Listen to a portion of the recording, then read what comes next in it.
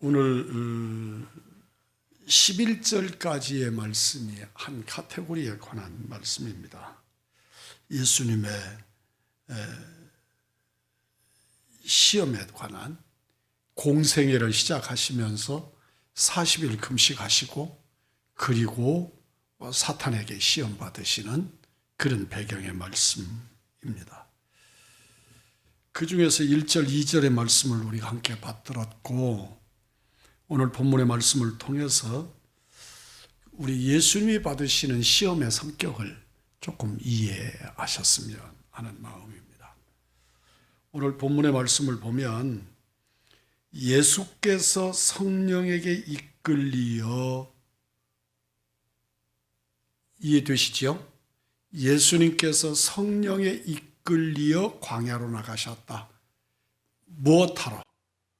마귀에게 시험 받으려고. 이게 뭔 말입니까? 성령에 이끌리어 광야로 나가셨으면 성령께서 다뤄보시면 되잖아요. 그런데 그 다rum의 주체가 사탄이었다 하는 것을 기억을 하셔야 합니다. 우리가 신앙생활을 잘하기 위해서는 기본적으로 신앙을 이해하기 위해서 꼭 알아야 되는 것들이 몇 가지 있습니다.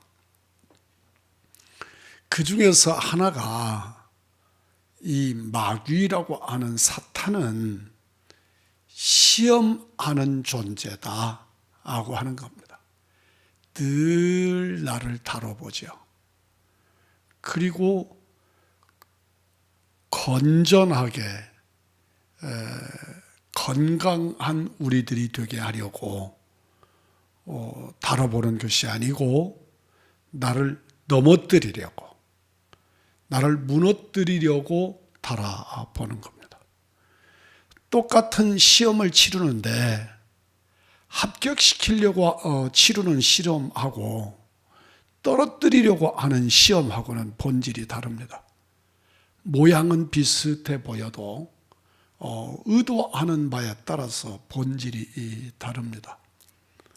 그러니까 우리들을 다루는 데 있어서 주께서 시험을 하신다면 나로 하여금 더 건강해지도록, 더 굳센 믿음의 사람이 되도록 그렇게 다뤄보실 거예요. 그런데 사탄이 하는 시험은 근본적으로 내 뿌리채 흔들어서 나로 하여금 무너지도록, 나로 하여금 주님을 부정하도록, 나로 하여금 예수를 떠나도록 거기에 목적이 있습니다. 그런데 성경은 그 사탄이 시험하는 존재다 하고 말씀합니다.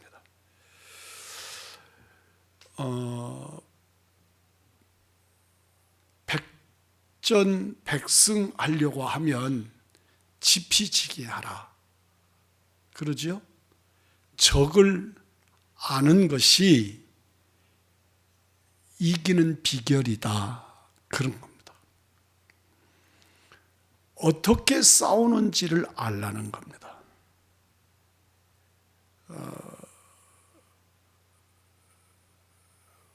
우리는 적을 안다는 개념이 참 중요합니다. 다윗이 골리앗과 싸웁니다. 이건 싸움의 체급도 맞지 않고 대상이 아닙니다. 군인이 군인하고 싸워야지 군인이 민간인 양치기 소년하고 싸워서야 그게 말이 됩니까? 그래서 우리는 전쟁터에서도 군복을 입은 군인이 체포가 되면 그냥 적군의 포로입니다. 자기 나라를 위해서 싸우러 나왔다가 져서 체포된 적군의 포로, 그렇게 이해를 합니다. 그런데 만약에 민간인이 체포가 되면 그건 스파이로 간첩으로 여겨가지고 아주 무섭습니다.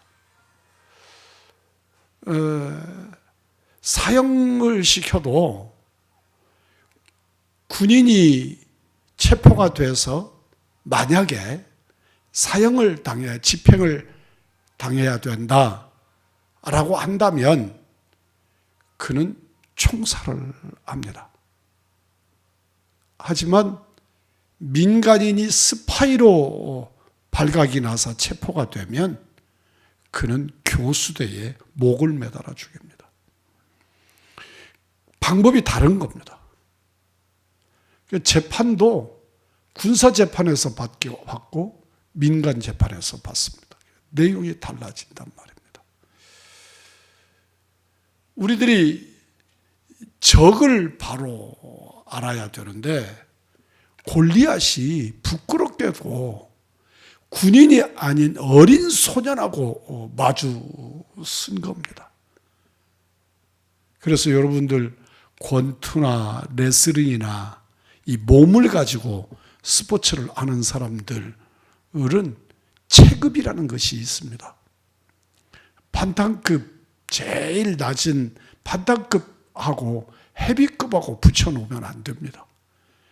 왜냐하면 아무리 가서 두들기고 별짓을 다 해도 헤비급은 끄떡도 하지 않으니까 헤비급은 헤비급끼리 싸워야 합니다. 그런데 생각을 한번 해보십시오. 골리앗이라고 하는 사람이 우리가 일반적으로 계산을 하면 성경에 나온 대로 계산을 하면 작으면 2m 40이고 크면 2m 70입니다. 저보다 1m가 더 큽니다. 사람 키에서 5cm 차이가 얼마나 큽니까? 사람에서 10cm 이렇습니다. 그런데 저보다 1m가 더 큰 사람이라고 생각을 한번 해보십시오. 괴물일 겁니다. 그런데 그런 사람과 어린 소년 다윗, 사울 왕이 입던 군복을 주어도 아무것도 맞지 않는단 말이죠. 그러니까 군복도 입지 못하고 그 자리에 물맷돌 들고 나간단 말이에요. 거기서 얻어지는 결론이 뭐냐면 사울은 상대방을 업수히 여길 수밖에 없죠. 너 꼬마야, 너 집에 가서 어머니 심부름해. 네가 나와서 전쟁에서 까불고 돌아다닐 자리가 아니야. 이 자리는 노는 자리가 아니다. 가서 집에 가서 엄마 심부름해라. 이러는 거고, 다윗은 상대방이 이렇게 약을 올릴 수 있는 존재지요. 너무 어려서 내가 당신 이겨먹을 거야. 이러면 어른들하고 애하고 싸움이 붙었어. 진짜 싸움이 붙었어. 그러면 얼마나 약오르겠어요. 네가 나를 뭘로 아는데 이게 이러고 막 덤비지 않겠습니까? 그러다가 골리앗이 죽은 겁니다. 다윗은 골리앗을 약 올리는 방법을 알았고 또 골리앗의 무장해제하는 방법을 알았단 말이에요. 어린 소년이 물맷들 들고 나가니까 맞춰봐 이랬을 겁니다. 결국은 그 물맷돌에 죽습니다. 자기를 이렇게 개방해버리는 거죠. 우리가 사탄을 알아야 합니다. 사탄이라는 존재를 알아야 우리는 어떤 상황에서도 방어할 수 있고 때로는 사탄을 피할 수도 있습니다. 우리 주님은 뭐라고 말씀하십니까? 사탄과 싸우라? 피하라고 말씀하시지요. 그는 간사한 존재이고 거짓말쟁이라 그를 맞서서 싸울 대상이 아니다 하고 말씀을 하십니다.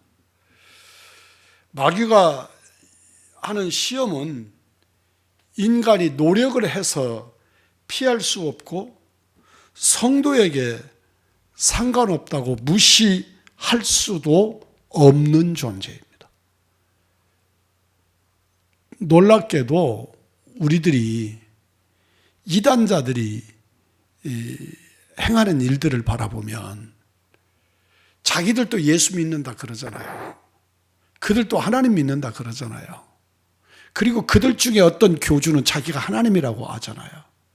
그러면 우리 똑같이 예수 믿는 사람들이니까 예수 믿는 사람 놓아두고 안 믿는 사람 공략하면 안 좋겠습니까? 그런데 그들은 꼭 예수 믿는 사람만 골라가지고 무너뜨리려고 하잖아요. 그게 사탄의 속성이란 말입니다. 사탄은 성경에서 그렇게 말씀하잖아요. 우리 주님이 예수님을 보고 사탄이다 그렇게 말하는 사람들을 바라보고, 만약에 내가 사탄이거나 사탄의 한 종류의 존재이면 자기들끼리 싸우는 꼴이 되는 건데, 그러면 그 집이 무너지지 않겠냐. 그래서 예수님이 결코 사탄과 싸움의 대상이 아닌데 그들이 끊임없이 예수님을 공격하고 들어옵니다. 왜 그러느냐? 그들이 예수님을 알거든요. 예수님에 대해서 안단 말이에요. 그러니까 예수님을 무너뜨리려고 시도하는 겁니다. 성경을 보면 바리새파, 사두개파 이런 그 당시의 정파들이 있습니다. 그런데 이 사람들이 물과 기름 같은 사람들이에요. 우리하고 공산당하고 함께 살 수 있나요? 그럴 수 없거든요. 그런데 놀랍게도 예수님을 죽이는 일에는, 다른 일에는 다 민주당하고 국민의힘하고 한번 하는 거 보세요. 저 사람들은 반대를 위해서 반대하는 사람 같잖아요.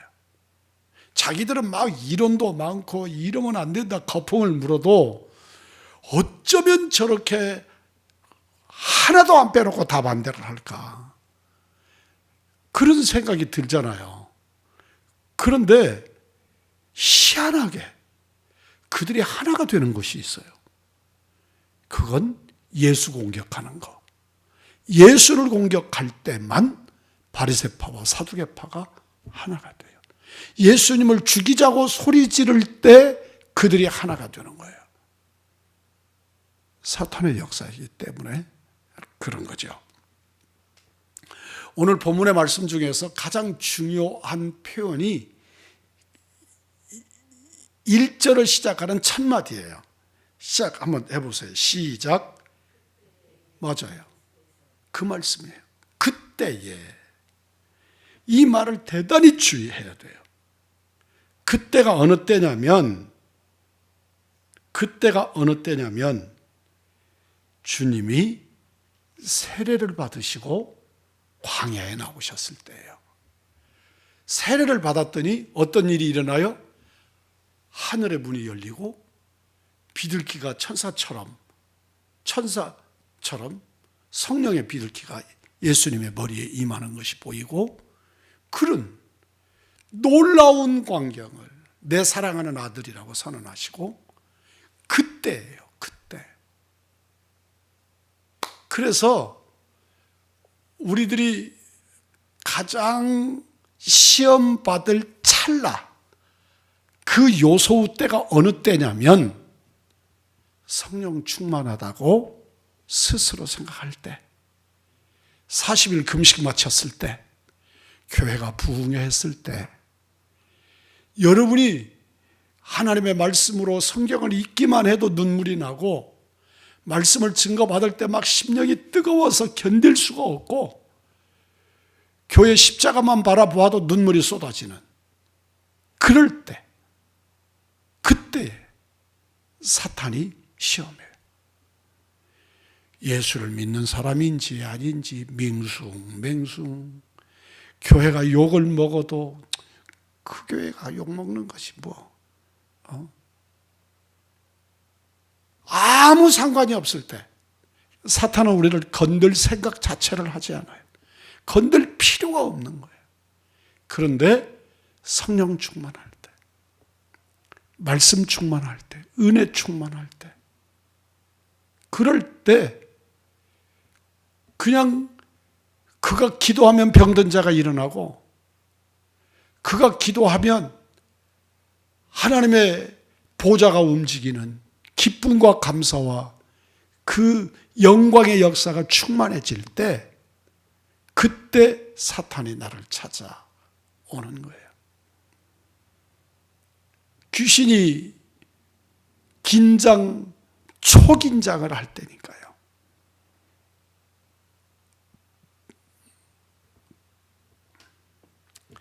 예수님의 세례는 구원자이시고 왕 중의 왕으로 세상에 선포한 그 대관식과 같은 것이에요. 우리 예수님에게 세례식이란 왕에 등극하는 대관식과 같은 것이었단 말이에요.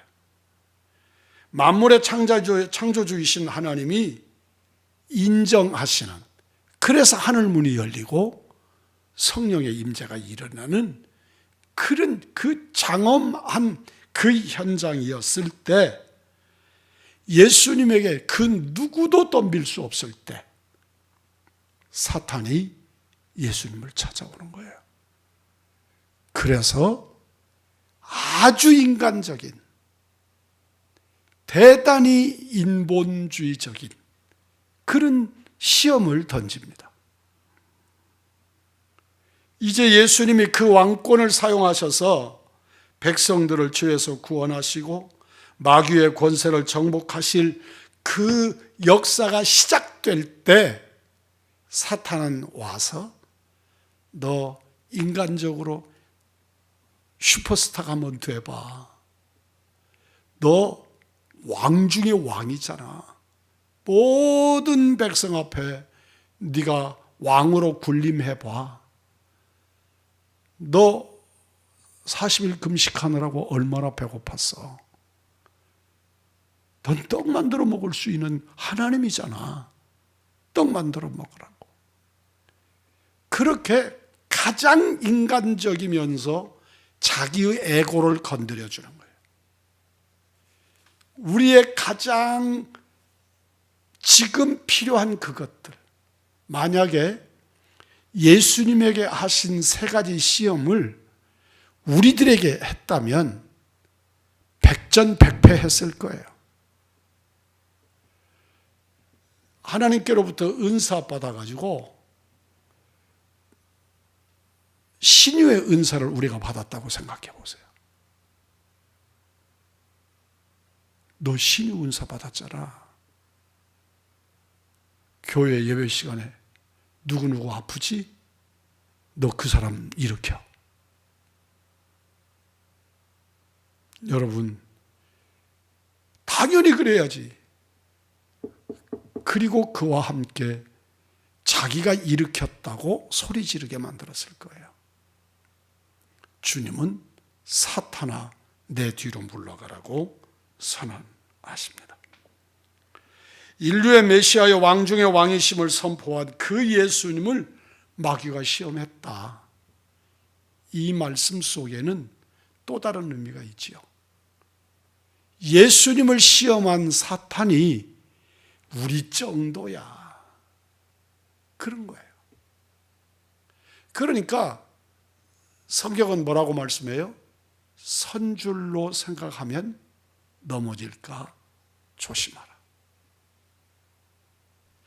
하나님이시고 하나님의 아들이신, 그것도 세례받으시고 지금 대관식 같은 영광을 누리고 계시는 예수님을 향해서 그때에 사탄이 찾아와서 예수님을 시험하는 거예요. 예수님을 시험한 사탄이라면 우리쯤이야, 나쯤이야. 그렇기 때문에 우리는 늘 긴장하고 깨어 있어야 돼요. 우리는 늘 긴장하고 깨어 있어야 합니다. 우리 누가복음 22장 28절 한번 찾아봐요. 누가복음 22장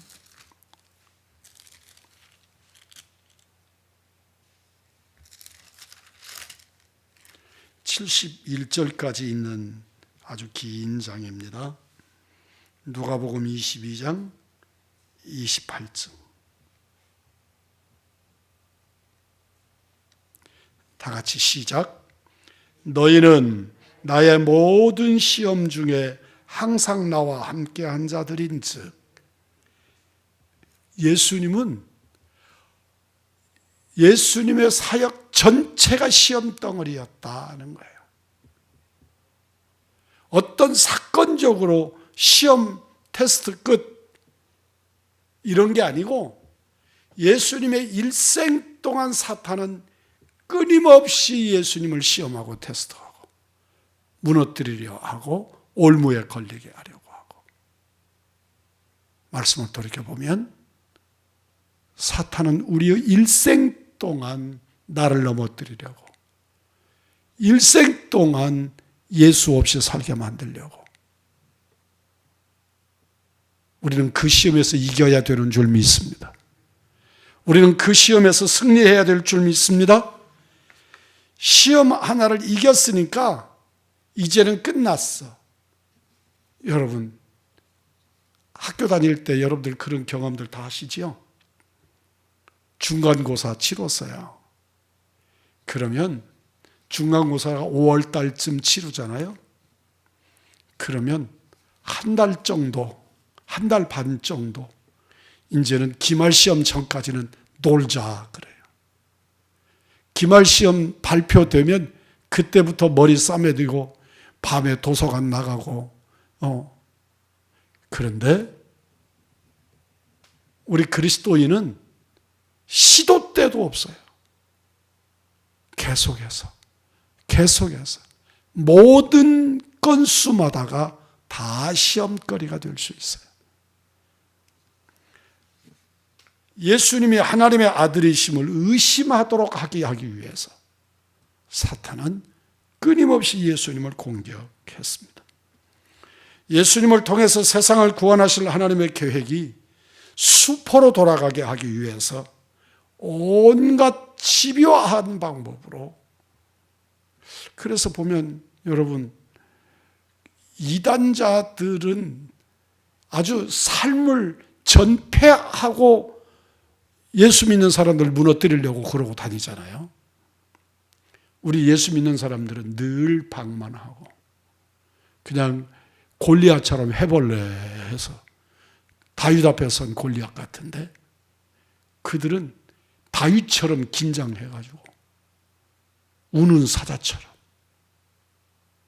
그렇게 우리를 공격한단 말이에요. 예수님을 끝까지 시험하는 마귀라면 예수님께 속한 우리들이야 온갖 시험의 방법으로 괴롭히고 결국은 무너뜨리고야 마는 그런 우리들 아니겠습니까?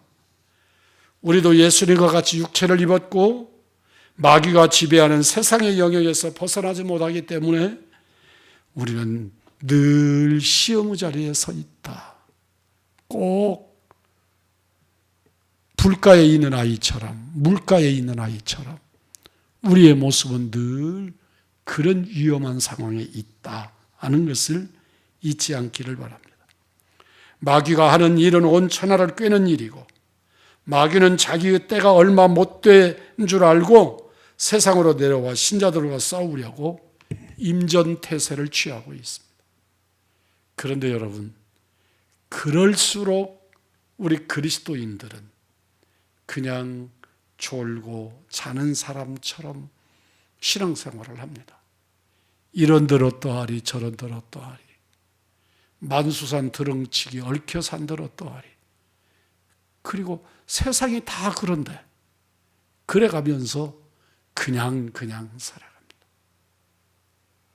내가 말씀을 지키기 위해서 조금 더 긴장을 하고 그러면 왜 그렇게 유별 떠냐고. 세상이 다 그렇다고. 사랑하는 성도 여러분, 복음을 지키는 데 있어서는 유배를 떠는 정도가 아니라 정말 긴장하고 사시는 5분 대기조 같은 그런 긴장된 사명자의 모습으로 주 앞에 서시기를 주님의 이름으로 축복합니다. 우리는 세상에 있는 동안에 마귀의 시험에서 면제받지 못합니다. 죽을 때까지 할 겁니다.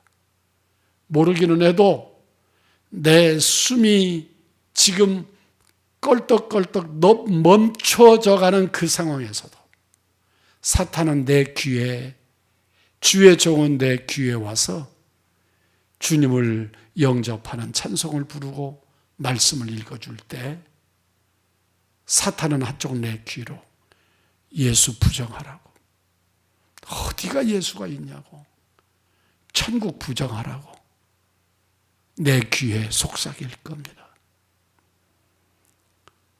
우리는 세상의 소리로 찬송할 때 사탄은 영적인 소리로 내 귀에다 대고 예수 부정하라고 그렇게 나를 꼬드길 것입니다.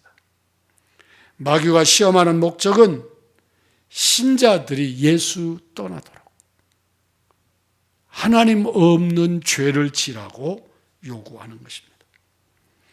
우리는 세상에 있을 동안에 결단코 마귀 시험에서 제회당을 받는 열애 없다는 것을 기억하셔야 합니다.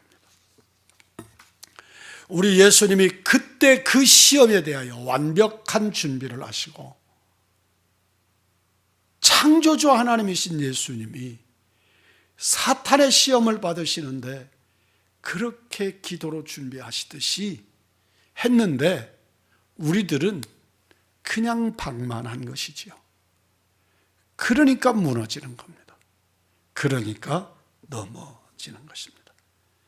예수님은 하나님의 아들임을 확증했고 성령 충만하셨고 40일 금식하셨고 십자가의 길에 헌신할 준비를 하고 계시던 그때였습니다.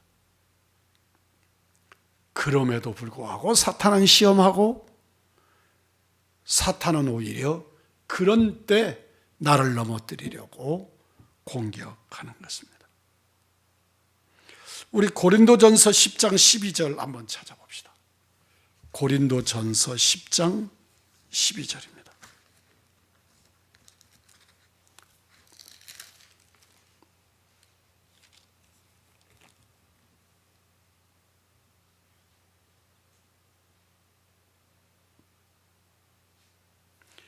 다 같이 시작.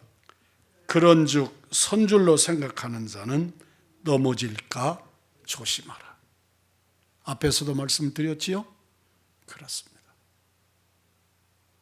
내가 가장 위험한 때가 어느 때다? 섰다고 자신감이 넘쳐 있을 때. 이건 동서양을 물어난 진리입니다. 챔피언이 되기도 어렵지만 챔피언십을 지키는 것이 더 어렵다. 우리는 성령 충만도 어렵지만 성령 충만한 상태를 계속 유지하는 것이 더 어렵다. 왜냐하면 내가 성령 충만하다고 고백할 때, 하나님 앞에 은혜를 고백할 때, 내가 하나님 앞에 은혜를 찬양으로 영광 돌릴 때 사탄은 나를 공격하기 때문에 그렇습니다. 강할 때 서슴지 않고 덤비는 적이라면 내가 약할 때 물러설 리 없고 그때가 더욱더 활동하기 좋은 기회라는 것을 기억하시고, 내가 연약할 때는 연약하니까 성령님을 붙들어야 되고 말씀 붙들어야 되고, 힘이 있을 때는 힘이 있기 때문에 더 성령님을 의지해야 되고, 그래서 어떤 시험도 이기고 승리하시는 우리들이 되어야 합니다. 우리 주님은 우리에게 말씀합니다. 시험에 빠지지 않도록 깨어 기도하라. 시험에 빠지지 않도록 깨어 기도하라. 우리는 기도해야 합니다. 시험을 당할 수는 있지만 시험에 빠져서는 안 됩니다. 예수님이 사탄에게 연거푸 3번을 시험 당하시지만 주님은 그 시험을 다 능히 이기셨습니다. 우리가 시험을 이길 수 있는 좋은 방법은 우리 예수님처럼 준비하는 겁니다. 그리고 말씀으로 붙들려 있는 거죠. 확신, 성령 충만, 기도, 헌신으로 무장해서 마귀가 활동하는 이 세상에서 마지막까지 승리하는 우리 여왕중학교의 믿음의 사람들, 성령 충만한 하나님의 사람들, 깨어있는 사탄을 능히 대적하는 전신갑주를 입은 주의 종들, 여러분이 되기를 우리 구주 예수 그리스도의 이름으로 축복합니다.